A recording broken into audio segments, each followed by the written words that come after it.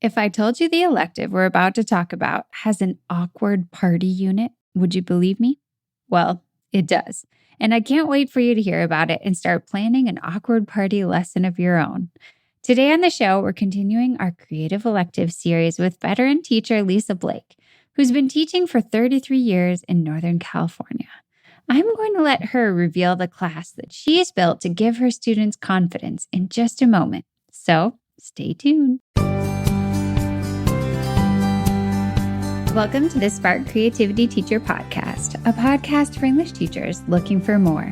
More creativity, more engagement, more joy, and no more scripted curriculum, lesson planning ruts, or boring book lists. I'm Betsy Potash, and I'm honored you're trusting me to help. You're not alone on this creative journey anymore. Welcome to the show, Lisa. It's so great to have you here on the podcast. Hey, thanks, Betsy. Thanks for having me. Let's start with a little introduction. Can you tell us a bit about yourself, your school, and do the big reveal of the elective we're going to dive into?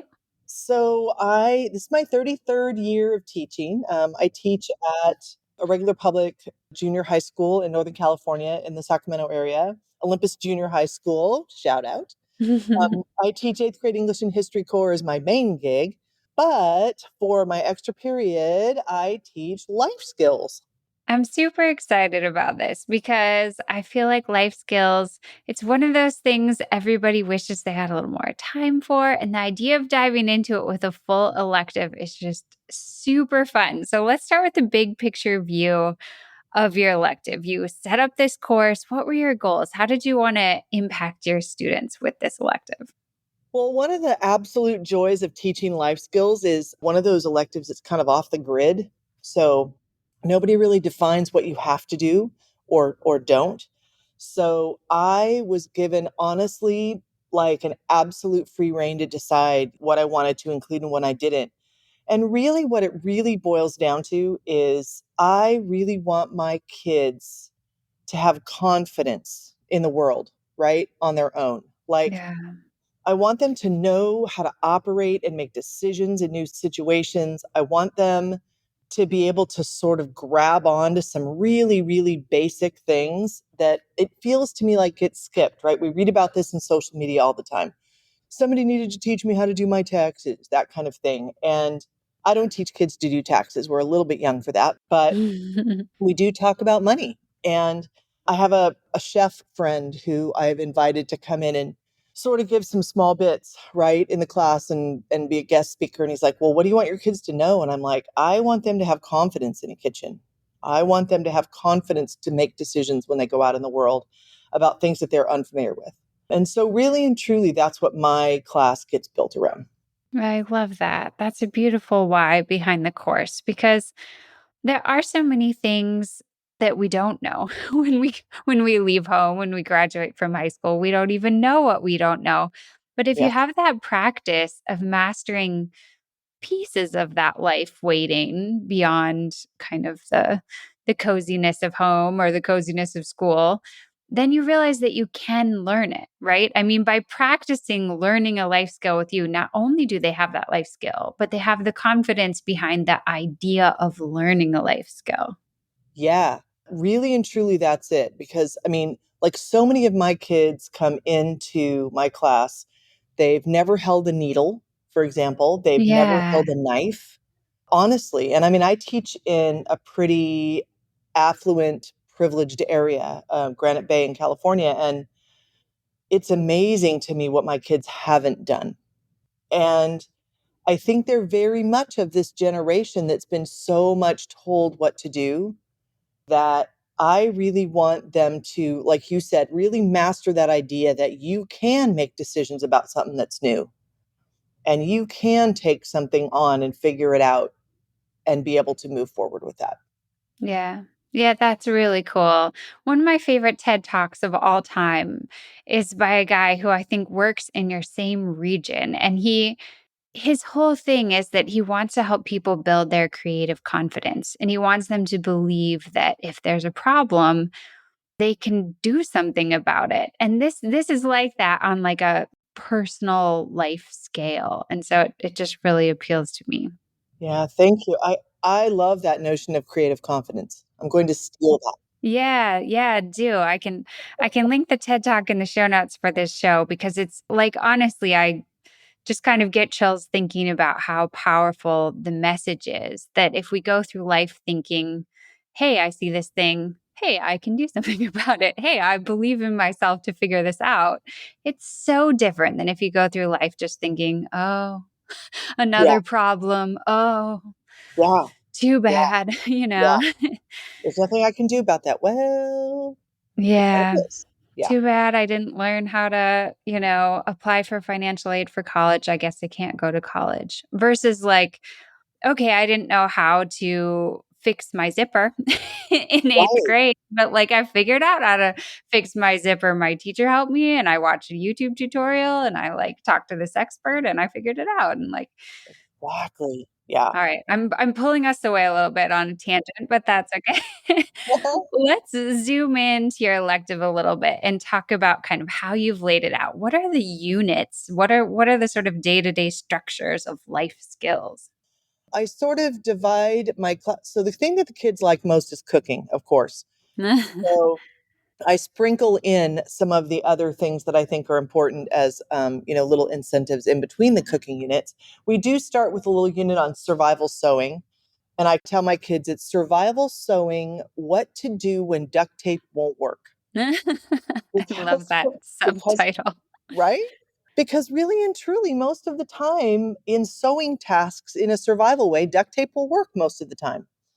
But it doesn't work to sew on a button and it doesn't work to fix a zipper. So they have to do a little bit of that. We do some really fundamental kitchen basics. And then I have sort of these small life skills that I throw in. And, structure wise, it's kind of that I do, right? I do, you do, we do kind of thing. I introduce those topics in a small scale. I usually give small demos for things. They practice, they learn, they use text, and then they practice in a lab, either cooking in our kitchens. We do have full scale kitchens here, or they do simulations, or they create activities like a budget for a party, things like that. But one of the freedoms of my class is that when things come up in the world, right, I can shoehorn them in because I have the freedom to do that. But structure wise, I try to build in decisions with every single assignment, right? You need to make a decision on every single assignment. That's a mantra from my friend Alice Keeler. And it really, really supports what happens in life skills as well. They have to make a decision on every single thing we do, at least one decision, even if it's just the color of thread or whether to use how much salt. So they're learning these basic skills, like you're modeling them. Maybe they're following up with like a tutorial or an article about how to do them. And then as they begin to experiment, you kind of push their hand to use a little bit of creativity to bring their own influence to the project. So it's not just like a cookie cutter version. Yes, yes, absolutely. And part of what I try to instill in them, well, for one, is recipes in particular are just text, right? Yeah. Recipes are just text. They're just Informational text. exactly, it's just linear. And to try and get them to understand that nothing is set in stone. Every single thing that they take on. If you don't like onions, don't put so many onions in. If you don't happen to have a carrot in your refrigerator, then leave it out.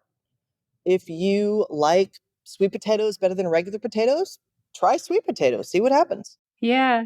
I really want them to be able to think in those ways. And some of the other life skills that we do, like table manners, for example, I was stunned when I first introduced table manners to them. I thought they would hate it. Oh my gosh, they love it. It's one of their favorite things. Uh-huh.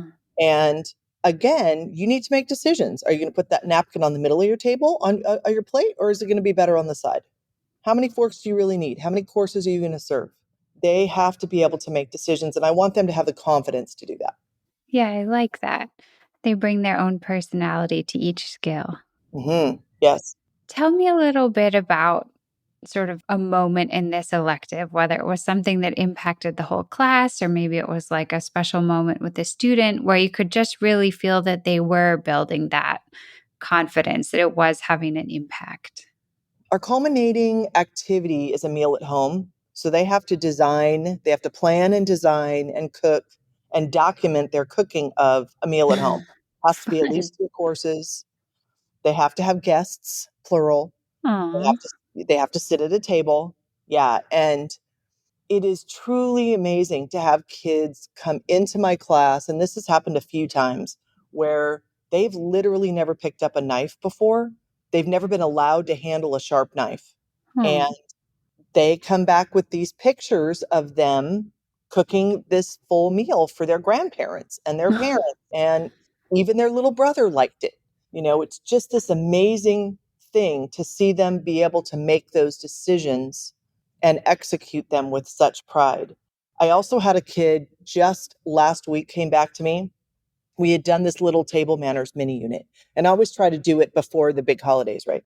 And he was so excited because they had to go to a fancy restaurant for Christmas dinner, and he was super nervous. And he totally was not nervous. Miss Blake, I totally knew. I totally knew which fork to use. And I Aw. told everybody else where their bread plate was. I mean, it's right? That's really nice. I mean, it was cute. It was just these really small, small things that make me understand that things that I think are super small, not necessarily, right? Yeah. Yeah. They are things that they think are big.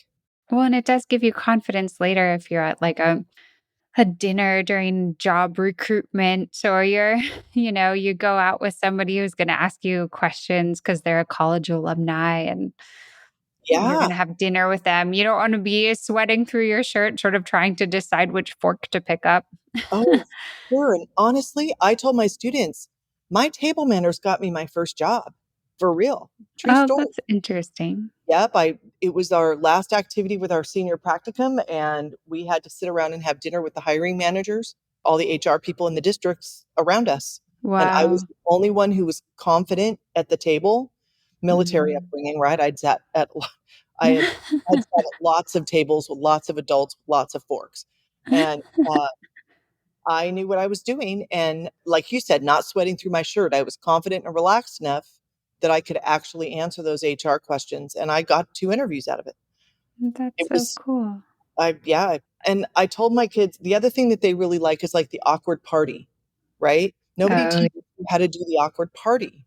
you Nobody, have an awkward party unit? I love that so much. like, what do you do when you have to go to the baby shower and you only know the person who's pregnant? And I tell them, this is going to be a thing. You are going to be at a party where you don't know anybody. I For promise. sure. You are Yeah. going to have to go to a wedding where not only do you not know any of the people, you only know one of the people getting married. You don't know a soul. You have to sit at a table full of strangers and figure it out. And so we practice that. And it's super powerful. Really, really. I wish I had had a class on awkward parties and mingling and small talk. That's genius. Because it's so hard, Yeah. right? It's so hard, even as grown-ups. I mean, we physically practice the thing where you're standing in a room and somebody sort of comes to the outside of the circle.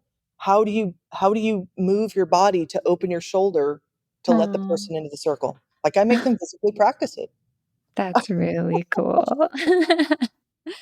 All right, I'm going to bring us back here a little bit to our last question, which is just kind of your big advice. I love your theme, your why, building this confidence in students. If another teacher wants to try this, either with a whole course or with a small unit, what would your biggest piece of advice be for them?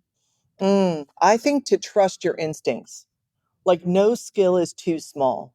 Hmm. All of those things that we think we do ordinarily in our lives without even thinking about it, like being at an awkward party, don't be afraid to teach that in an explicit, small scale way. Like the awkward party conference, like that can be a 1 day thing, right? That can fit Yeah. into that Friday when you don't want to start something new and you want to throw something that's valuable out there and you want to give something experiential.